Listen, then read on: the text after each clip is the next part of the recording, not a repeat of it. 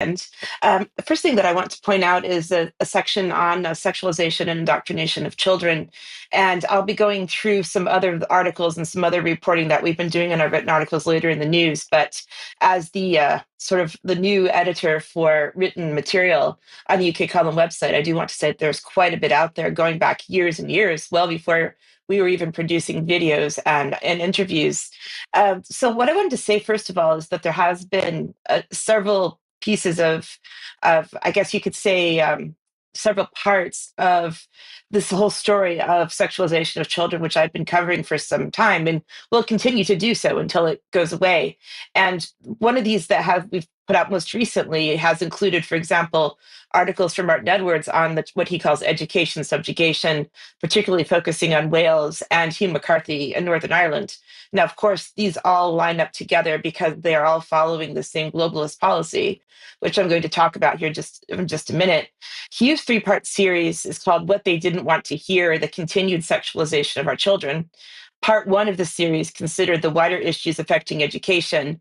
What is education for exactly? And what we're seeing more and more in the schools is that they're going away from teaching subjects such as geography, maths, reading, and going into social emotional learning, sexualization of children, like I said, and all about feelings, all about relationships, all about these things that are not the things that we would think children should be learning, and how to do things and how to learn things and how to think.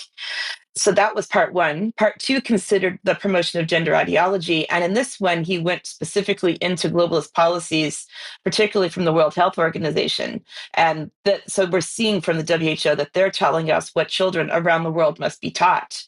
And just to quote a little bit from the article, which quotes directly from the policy, is that their approach to sexuality and children is summed up by this statement, which is in the policy documents. A child is understood to be a sexual being from the beginning. The guidance that's given for children ages 6 to 9 recommends a curriculum content which includes sexual intercourse, gender orientation, sexual behavior of young people, enjoyment and pleasure when touching one's body, including masturbation and orgasm. For ages 9 to 12, the content includes, again, pleasure, masturbation, orgasm, how to enjoy sexuality in an appropriate way, their first sexual experience, so for ages 9 to 12.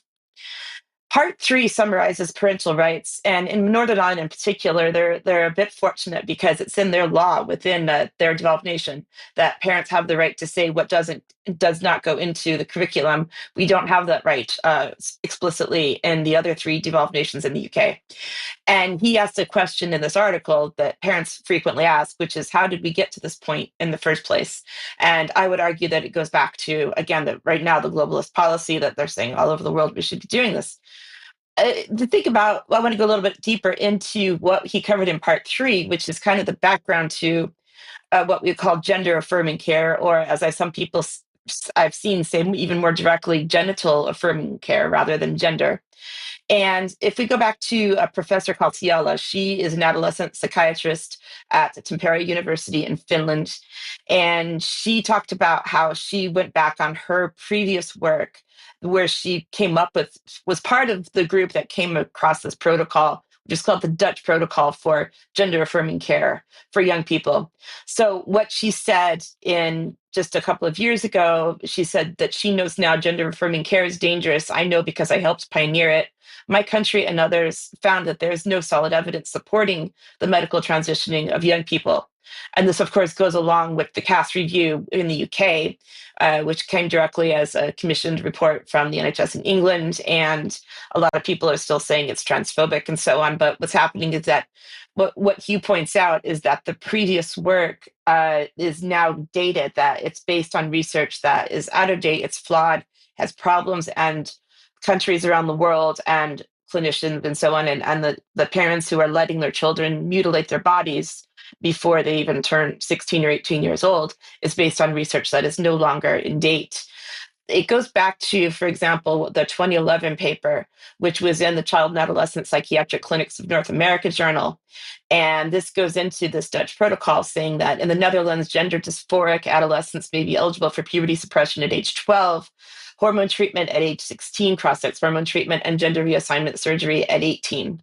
And it goes through the various steps from the psychological interventions all the way up to the medical mutilation, do you want to say that, of children's bodies, and how these steps go through. And that was back in 2011. But now in April 2024, I went back and found in the Journal of Child and Adolescent Psychiatry that they have said that the European Child and Adolescent Psychiatry Association, this society says now that they are calling for healthcare providers not to promote experimental and unnecessarily invasive treatments with unproven psychosocial effects, and therefore to adhere to the first do no harm principle. Finally, this organization insists that respect for all kinds of different views and attitudes is an essential part of an ongoing open professional debate that we wish to stimulate.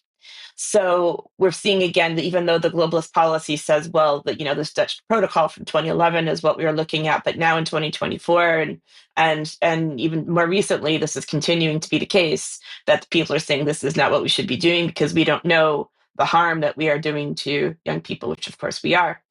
And just a little bit more on efforts toward indoctrination.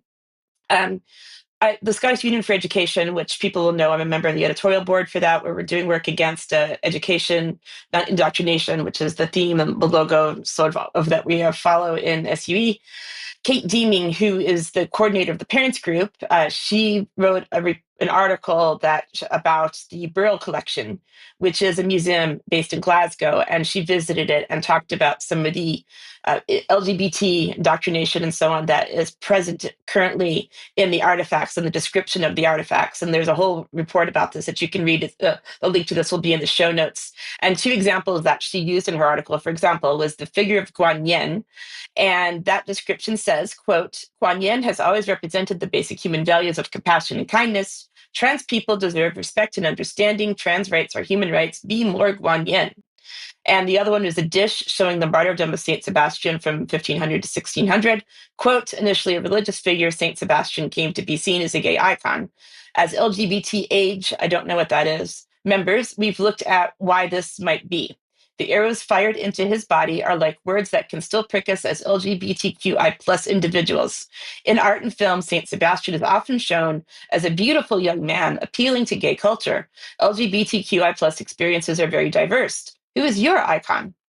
And as a result of a conversation that I had over the weekend with a UK column member down in Cheltenham, I was reminded, and actually learned for the first time, I guess I should say, because it's been years since I've read Brave New World, and I didn't remember this. Brave New World by Aldous Huxley was originally published in 1932, written in 1931. And there's a portion of this book in the first few pages. It's a conversation between some children. In the book, it was between the director of hatcheries and conditioning and some children. And the director said, what I'm going to tell you now, he said, may sound incredible. But then when you're not accustomed to history, most facts about the past do sound incredible. He let out the amazing truth. For a very long period of before the time of our Ford, and even for some generations afterwards, erotic play between children had been regarded as abnormal. There was a roar of laughter. And not only abnormal, actually immoral. No. And had therefore been rigorously suppressed. A look of astonished incredulity appeared on the faces of his listeners. Poor little kids not allowed to amuse themselves? They could not believe it. Even adolescents, the DHC was saying, even adolescents like yourselves, not possible. Barring a little surreptitious autoerotism and homosexuality, absolutely nothing. Nothing? In most cases, till they were over 20 years old. 20 years old, echoed the students in a chorus of loud disbelief. 20, the director repeated. I told you that you'd find it incredible. But what happened, they asked. What were the results? The results were terrible. So back in 1931, Aldous Huxley was writing that it would be terrible for people to wait until they were 20 years old or so to start engaging in sexual activity. And I guess that's kind of what we're seeing playing out now. But when we trace back the history, we see that this is not a new agenda. And I want to suggest that perhaps this is something that they've been thinking about for a long time, Brian. Diane, thank you very much for that. And I think that's a very astute statement that there's lots of clues if we go back in time, but we're in the age we are and we have to fight the battle in the time 2025. At the moment, we have to fight the battle today, but we can only fight that battle if we understand what's actually being done. Let's move on. So, as always, we'd like to thank our audience and everybody that supports us financially through donations as a member. But if you're not sure how to get involved with the UK column, have a look at the webpage, have a look at donations or monthly memberships, annual memberships, or a lifetime subscription. And of course, you can help us by making a purchase through the shop. And we have got health products via Clive de Cole, and we make a small percentage on sales through Clive. Now, the key thing for us is that we're putting out information for people to share, to get the information and the facts out, and you can help us do that. If you pass on the material, please give the UK column a mention. Now, tomorrow, we've got a fantastic interview, which Charles Mallet did with Jonathan Marshall, Thinking with Your Heart. This is essentially about fighting the anti-nature agenda. And that's Tuesday, the 8th of April at 1:00. And I know it's a really interesting interview, and hawks and horses come into it. So there's a lot to this. And if you need a bit of relaxation in understanding what's happening, that is probably one of the interviews to have a look at. Now, we're delighted to be able to say that today we have a little report from our weekend conference, the Deep State, that took place in Cheltenham. It was a fantastic day. We enjoyed it. Everybody who spoke to us said they enjoyed it. And my goodness, some fantastic speakers. Let's have a look at this video report, thanks to Gemma Cooper and the media team that were with us. From the moment the doors opened, the atmosphere was buzzing. More than 300 people had travelled to Cheltenham to hear UK Column's take on the Deep State. Some had even travelled as far as Australia and the United States to hear what our speakers had to say. Delegates enjoyed tea, coffee, snacks and socialising before settling into their seats for a day of mind-blowing information. Our speakers didn't disappoint. It was one truth bomb after another. First up was activist and campaigner Raja Mir. He kicked off with an explosive exposé about institutionalised corruption. He got a standing ovation.